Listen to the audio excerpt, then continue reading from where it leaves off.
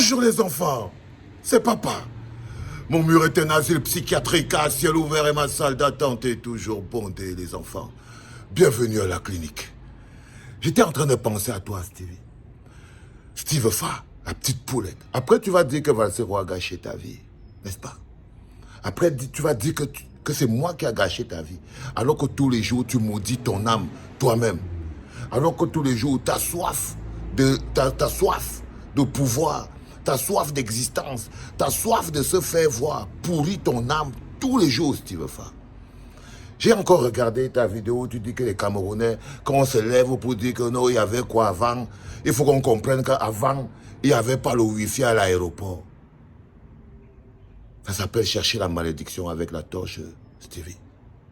Quand je pense à toutes les mamans qui sont dans l'extrême nord, qui n'arrivent pas à marcher jusqu'à l'hôpital, qui n'arrivent même pas à aller à l'hôpital, je te vois en train de dire ce que tu dis là. Je me dis non, frérot. Quand la prochaine fille avec laquelle tu vas vouloir te marier va te dire non, elle ne veut pas. Tu vas venir te lever pour dire non, je voulais me marier, Valsero a gâché ma vie, et tout, n'est-ce pas? N'est-ce pas? C'est-à-dire qu'en ce moment précis, tu ne vois pas comment toi-même tu gâches ta vie. Tu ne vois pas comment toi-même tu attires le karma et la malédiction sur ton âme. Tu ne vois pas comment toi-même tu développes la capacité qu'un homme a à pourrir l'environnement des autres. Tu es une dent carrière, Stevie. Tu es une dent carrière qui est en train de pourrir toute la bouche de la jeunesse camerounaise. C'est-à-dire que si la jeunesse camerounaise était les dents et que le Cameroun était la bouche, toi, tu serais la dent pourrie. Si le Cameroun était une bouche et les Camerounais étaient des dents, toi, Stevie, tu serais une dent pourrie, une dent carrière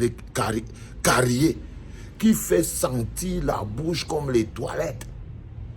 Frérot, tu devrais avoir un peu honte, mais la honte est un sentiment qu'il faut même un peu de grandeur pour avoir honte. Il n'y a pas tout le monde qui a honte. Hein. La honte n'est pas accessible à tout le monde. Non, mon frère. Et je me suis rendu compte que la honte n'était pas accessible, Stevie.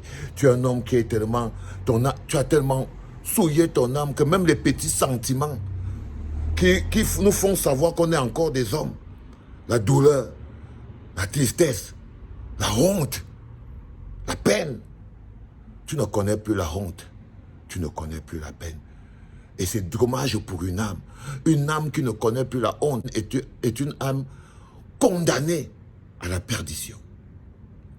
Et c'est difficile de se rendre compte que toi, un jeune de ton âge, tu as réussi à condamner ton âme à la perdition, Stevie. Tu as réussi à condamner ton âme, ta soif de... Parce que ce n'est même pas la soif d'argent que tu as, c'est la soif de te faire voir, la soif d'exister. Tu as tellement envie d'exister. Mais tu existes déjà, tu ne peux pas exister plus que ça, Stevie. Tu ne peux pas exister plus que ça. Même si on prenait 20 milliards de dollars, on te mettait dans les poches, tu serais toujours la petite personne que tu es, Stevie. Parce que, t'inquiète pas, si l'argent rendait propre, il y a beaucoup de gens aujourd'hui qui ne seraient pas en train de chercher la place dans la poubelle de l'histoire.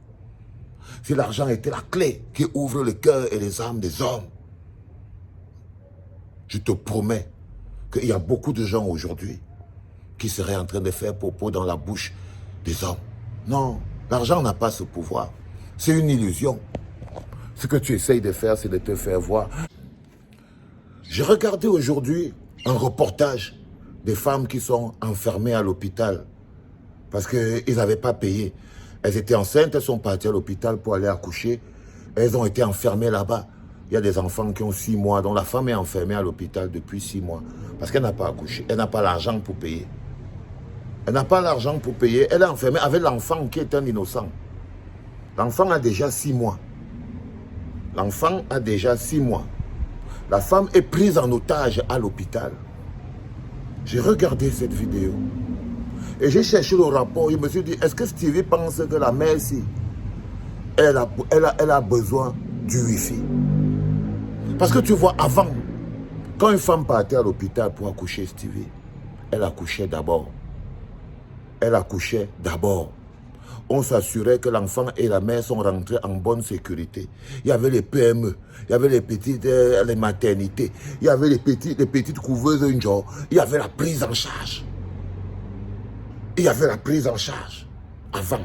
On ne pouvait pas enfermer une femme dans un hôpital parce qu'elle n'a pas d'argent pour donner la vie à un Camerounais qui sera peut-être Eto'o demain, ou Ngannou, qui va être peut-être un porte-étendard du peuple camerounais de demain. On ne pouvait pas.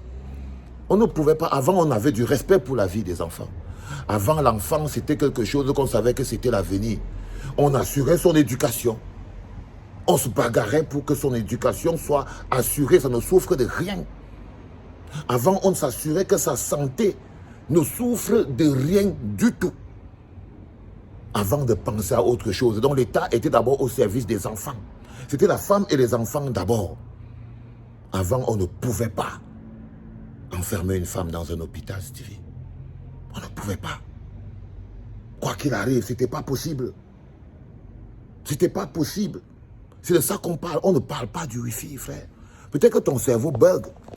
Mais nous, on ne parle pas du Wi-Fi, frère. On parle de la vie. On parle du basique.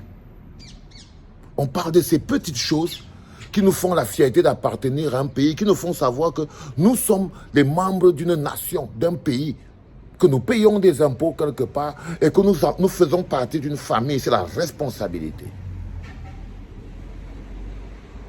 Et toi, ça n'a pas de valeur pour toi.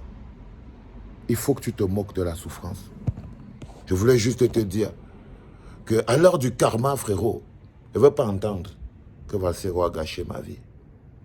À l'heure du karma, frérot, je ne veux pas entendre. Pas que ce ne sera pas de ma faute. Ce sera de la tienne. Ce sera de la tienne. Parce que tu as le mal dans ton corps, frère.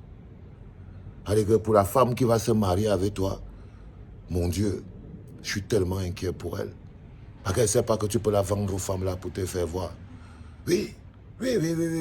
Qu'on voit comment tu fonctionnes. Non, toi, tu peux vendre ta femme au con pour te faire voir. Pour te faire voir, Stevie, tu peux vendre ta femme au con et les enfants. Ça, c'est clair.